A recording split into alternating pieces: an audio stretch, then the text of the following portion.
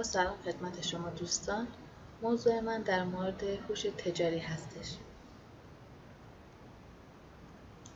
هوش تجاری به مجموعه از مهارت‌ها، فناوری‌ها و برنامه‌های کاربردی اطلاق میشه که به منظور جمع‌آوری، یکپارچه‌سازی، تجزیه و تحلیل و ایجاد دسترسی به انبارهای داده سازمان مورد استفاده قرار میگیره. به عبارت ساده، واژه هوش کسب و کار به کلیه روش‌های رایانه‌ای و فرآیندهایی که داده‌ها را به اطلاعات و سپس به دانش تبدیل می‌کنند اشاره می‌کنه. بنابراین سیستم هوش تجاری میتونه سیستم‌های پشتیبانی تصمیم نامیده بشه. کسی در یک شرکت میتونه کارش رو بهتر انجام بده که تصمیم گیری‌هاش بر مبنای اطلاعات واقعی باشه و نه بر مبنای بهترین حدسیات و یا بر اساس اینکه چگونه در گذشته اون کار رو انجام داده. کلیک ویو یکی از نرم افزارهای هوش تجاریه که به شرکت‌ها در سراسر جهان کمک می‌کنه تا از طریق گزارشگیری و تحلیل داده‌ها عملکرد اثربخش و مطمئن بدون دردسر اضافی و هزینه‌های اجرایی زیاد به دست آورند. امروزه با اطمینان کامل میشه ادعا کرد که استفاده از راه حل هوش تجاری میتونه قدرت رقابت‌پذیری یک سازمان رو افزایش بده و از دیگر سازمان‌ها متمایز نماید. این راه امکان درک بهتر تقاضاها و نیازمندی‌های مشتریان و مدیریت ارتباط با اونا را میسر میسازه. این راه حل این امکان رو به سازمان میده تا بتونن تغییرات مثبت یا منفی رو مانیتور کنن. امروز سازمان‌های پیشتاز صحبت از ERP و CRM نمی‌کنن. رویکرد سازمان‌ها به سمت هوش تجاریه. اونا به دنبال بهینه‌سازی فرآیندها از طریق ارزیابی و بهبود عملکرد خود و زیرمجموعه‌های وابسته به خود میباشند. امروزه افزایش کارایی عملکرد اونچه که سرمایه‌گذاری شده اهمیت بیشتری پیدا کرده.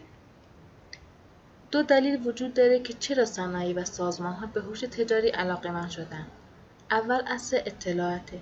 در عصر اطلاعات کسی که اطلاعات دارد دارای قدرت است. هر سازمان و شرکتی که از این قدرت برخوردار باشه در صنعت و حرفه خود در مقایسه با رقبای خود متمایز میشه. دوم مسائل اقتصادی هستش. بقای سازمان‌ها و شرکت‌ها در طوفان اقتصادی رقابتی امروز بر دو محدوده تمرکز شده است. فرآیند هوش کسب و کار در سازمان‌ها و شرکت‌ها یک فرآیند پویا و تعاملیه. این فرآیند با یک سوال شروع می‌گردد و پاسخ‌های سوالات در یک حلقه تکرار فراهم میشه. این پاسخ‌ها امکان تصمیم‌گیری برای مدیران را فراهم می‌کنه. به شکل توجه کنید. مرحله اول برنامه‌ریزی و هدایت هستش. در این مرحله در ابتدا و انتهای فرآیند هوش کسب و کار عمل می‌کنه. درخواست‌های مدیران تصمیم‌گیری و سوالات از سیستم با فرموله کردن سوالات، برنامه‌ریزی برای پاسخ به سوالات شروع خواهد شد. مرحله دوم اخذ اطلاعات از پایگاه اطلاعاتی هستش. در این مرحله اطلاعات از کلیه پایگاه‌های اطلاعاتی جمع‌آوری خواهد شد. داده‌های جمع‌آوری شده از داده‌های خام هستند و آگاهی دانشی را به استفاده کننده اضافه نخواهد کرد. این داده‌ها میبایست پردازش و یا پالایش بشه. مرحله سوم پردازش اطلاعات هست. در این مرحله داده‌های جمع‌آوری شده مجتمع خواهند شد. روابط بین اونا شناسایی و آنالیز شده و در نهایت قابل استفاده خواهند گردید. این مرحله شامل مراحل استخراج اطلاعات، تبدیل اطلاعات و بارگذاری اطلاعات میشه. مرحله آخر آنالیز و تولید اطلاعات هست. در این مرحله با استفاده از تکنیک‌های پیشرفته از داده‌های مجتمع شده هوشمندی ایجاد می‌گردد.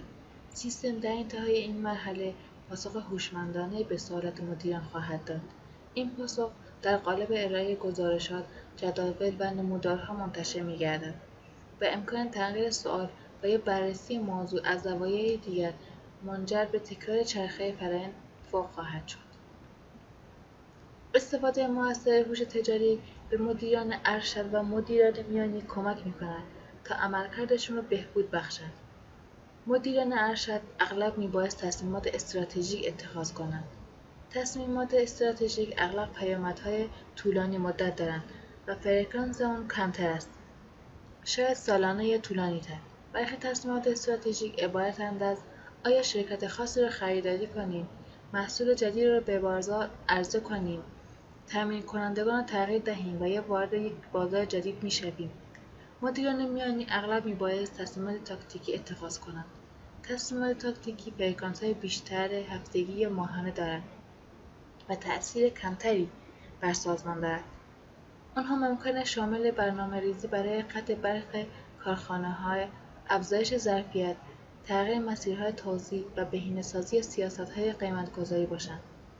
در تمام این مثال‌ها دسترسی به داده‌ها نخستین گام است. مدیران میبایست از وضعیت فعلی سازمان مطلع باشند و با مشاهده داده‌ها در بازه زمانی هفته، ماه و سال روند حرکت سازمان را بدونند و بهترین تصمیم اتخاذ کنند. هوش تجاری با فراهم کردن دسترسی ساده و سریع به داده‌های موجود در سازمان چنین امکانی را فراهم می‌کند. کارشناسان اغلب با تصمیم‌گیری‌های عملیاتی مواجه هستند. طبیعت این تصمیمات بیشتر در جزئیات است و اگر به طور ایزوله اتخاذ شوند بر تعداد کمتری از افراد تأثیر می‌گذارند. آیا یک سفارش از یک انبار خاص می‌تواند تهیه شود؟ آیا یک درخواست وام باید تصویب شود یا رد؟ برای اتخاذ چنین تصمیماتی کارشناسان میبایست به داده‌های جزئی دسترسی داشته باشند. به عنوان مثال، جهت تایید یک سفارش، کارشناس ابتدا میبایست موجودی انبار را چک کند. چنین گزارش انباری میتواند گزارش استاندارد باشد که توسط سیستم ورود سفارش تهیه شده یا ممکن است از یک راهکار هوش تجاری آمده باشد که میتواند در برنامه کاربردی ورود سفارش به طور مستقل یا تعبیه شده وجود داشته باشد. شاخص‌های اندازه‌گیری عملکرد یکی از ابزارهای پرکاربرد در هوش تجاریه. طبقه‌بندی شاخص به لحاظ کاربرد در سطح مختلف مدیریتی سازمان استفاده می‌شود. در واقع معیارهای اندازه‌گیری مالی و غیر مالی هستند که به منظور تعیین کیفیت اهداف و انعکاس عملکرد استراتژیک یک سازمان به کار برده می‌شوند. داشبورد به صفحه‌ای از ترکیب نمودارها و اطلاعات گرافیکی می‌گویند که مدیریت ارشد به راحتی اون رو ببینه تا از وضعیت سازمان خود در یک نگاه به کمک شاخص‌های اندازه‌گیری عملکرد آگاه کرده. داشبورد شامل صفحه‌ای گرافیکی از گزارشات شاخص‌های عملکردی است که با اهداف سازمان یا فرآیندهای آن مرتبطه، مثل واحدهای مشتریان، مالی، منابع انسانی، خدمات مالی. مفهوم داشبورد از داشبورد اتومبیل گرفته شده که در یک نگاه وضعیت‌های مهم را به اطلاع راهبر می‌رسونه. داشبوردها تأثیر بسزایی در تصمیم‌گیری‌های مدیریتی دارند و همچنین وضعیت خوب و یا بد، بهتر و بدتر را هشدار میدن. کاربردهای عمومی هوش تجاری مدیران را برای تصمیم سازی و تصمیم گیری در مورد همه عوامل مؤثر بر موفقیت سازمان توانمند می‌سازند. در واقع هدف اصلی راه حل‌های هوش تجاری کمک به سازمان‌ها در جهت بهبود کارایی عملکرد و ارتقای مزیت رقابتی در بازاره. سازمان‌ها بنا به دلایل زیر نیاز به استقرار به کارگیری هوش تجاری دارند. انجام تجزیه و تحلیل در جهت کمک به تصمیم‌سازی و تصمیم‌گیری بهتر، پیشبینی رفتار مشتریان و تقاضاهای بازار مبتنی بر تحلیل اصولی روندها و الگوها، پیشبرد اهداف اساسی سازمان مانند کاهش هزینه‌ها، بهبود بهره‌وری، توسعه محصول، توسعه خدمات و افزایش رضایتمندی مشتریان، افزایش درآمدها. ارائه اطلاعات تحلیلی در قالب داشبوردهای گرافیکی که به نسبت گزارشات متنی از کارایی و اثربخشی مضاعفی برخوردار.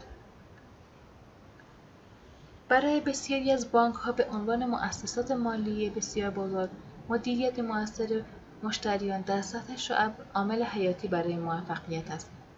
برنامه‌ریزی برای جذب سپرده از مشتریان و کسب و کارهای کوچک، بودجه لازم برای اعطای تسهیلات که باعث کسب منفعت برای بانک می‌شود را به همراه خواهد داشت. از این رو جلب مشتریان مناسب، ارائه محصولات و خدمات مناسب به اونا و حفظ و نگهداری مشتریان در یک رابطه سودآور از اهمیت ویژه‌ای برخوردار بوده و تأثیر مثبت خود را در همه ابعاد بانک نمایان می‌سازد. برخی از کاربردهای استفاده از هوش تجاری در صنعت بانکداری شامل تحلیل و رتبه‌بندی شعب بر اساس کارایی عملکرد، مدیریت اعتبارات و سیستم‌های هوشمند هشدار در مواقع عدم کفایت اعتبار، محاسبه درآمد و زیان وام‌ها بر اساس سطح و میزان حساب‌ها، طبقه‌بندی مشتریان با هدف شناسایی مشتریان پرسود و کمسود، گزارشگیری و تحلیل به تفکیک نوع حساب، طبقه مشتری، شعبه، نوع خدمات، زمان و بازاریابی. کاربردهای هوش تجاری در شرکت‌های تولیدی و فروش: میزان فروش بر حسب نوع کالا، مناطق فروش، کانال‌های فروش، پیشبینی میزان فروش و سودآوری بر مبنای داده‌های قبلی، کنترل و برنامه‌ریزی منابع برای منابع فروش، شناسایی مشتریان با ارزش، هماهنگی برنامه فروش با اهداف سازمانی. کاربرد هوش تجاری در شرکت‌های خدماتی شامل تحلیل نوع خدمات بر مبنای موقعیت‌های مختلف، زمان خدمت رسانی، هزینه‌های انجام شده و سود به دست آمده، به دست آوردن دیدگاه نسبت به نحوه خدمت رسانی به مشتریان، تصمیم سازی در جهت نحوه ارائه خدمات، هماهنگی خدمات و اهداف سازمانی.